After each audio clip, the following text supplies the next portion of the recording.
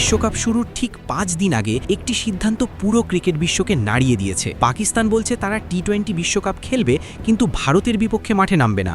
এই একটি ম্যাচ ঘিরেই যেখানে শত কোটি টাকার বাণিজ্য, সেখানে এমন সিদ্ধান্ত কি শুধু রাজনৈতিক, নাকি এর পেছনে লুকিয়ে আছে আরও গভীর হিসাব? আইসিসির কড়া অবস্থান, সম্ভাব্য শাস্তি, আর্থিক ক্ষতি, এমনকি পাকিস্তানের ভবিষ্যৎ ক্রিকেট, সবকিছুই এখন ঝুলছে এক সিদ্ধান্তের উপর। শেষ পর্যন্ত কি হতে যাচ্ছে, চলুন জেনে নিই বিস্তারিত।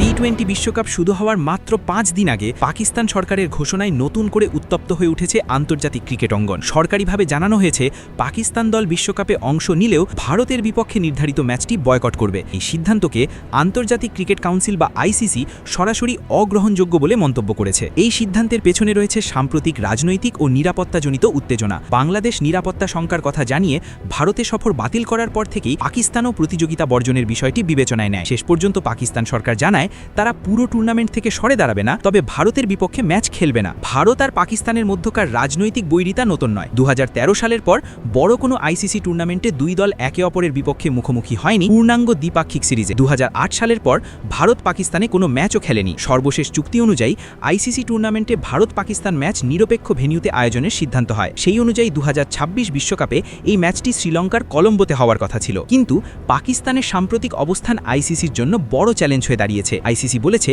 নির্বাচিতভাবে টুর্নামেন্টে অংশ নেওয়া বৈশ্বিক ক্রীড়া প্রতিযোগিতার মৌলিক নীতির সঙ্গে সাংঘর্ষিক।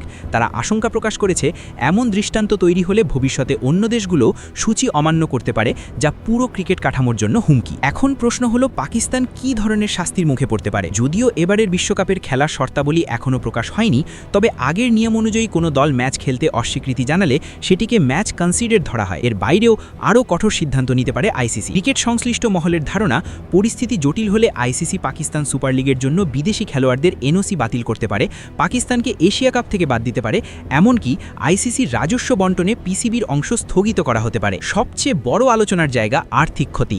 ভারত পাকিস্তান ম্যাচকে বিশ্ব ক্রিকেটের সবচেয়ে লাভজনক ম্যাচ হিসেবে ধরা হয়। বিশেষজ্ঞদের মতে এই একটি ম্যাচের বাণিজ্যিক মূল্য সাধারণ ম্যাচের দ্বিগুণেরও বেশি। আনুমানিক হিসাবে এই ম্যাচ বাতিল হলে অন্তত 200 কোটি রুপির বেশি ক্ষতির আশঙ্কা রয়েছে। এই ক্ষতির প্রভাব শুধু পাকিস্তান ক্রিকেট বোর্ডের ওপর নয়, আইসিসি, সম্প্রচার সংস্থা, স্পন্সর এবং আয়োজকদের ওপরও পড়বে। বিশ্বকাপের সামগ্রিক আকর্ষণ ও ব্যবসায়িক মূল্য বড় ধাক্কা খেতে পারে। এদিকে সাবেক ক্রিকেটারদের প্রতিক্রিয়াও বিভক্ত। ধারাভাষ্যকর হর্ষা ভগলে প্রশ্ন তুলেছেন, যদি পাকিস্তান গ্রুপ ম্যাচ না খেলে তাহলে ফাইনালে উঠলে কি হবে? একই প্রশ্ন তুলেছেন কেভিন পিটারসেনও। অন্যদিকে কামরান আকমল এই সিদ্ধান্তকে সমর্থন জানিয়েছেন, বলেছেন রাজনীতির কারণে পাকিস্তানকে অনেক দিন ধরেই এমন সিদ্ধান্ত নিতে হচ্ছিল। সব মিলিয়ে ভারতের বিপক্ষে ম্যাচ বয়কটের সিদ্ধান্ত যদি বাস্তবায়িত হয়, তাহলে তা পাকিস্তানের জন্য শুধু অর্থনৈতিক ক্ষতিই নয়, আন্তর্জাতিক ক্রিকেটে তাদের অবস্থানকেও দুর্বল করে দিতে পারে। এখন পুরো ক্রিকেট বিশ্বের চোখ এক জায়গাতেই। শেষ পর্যন্ত পাকিস্তান ও আইসিসি কোন পথে হাঁটে।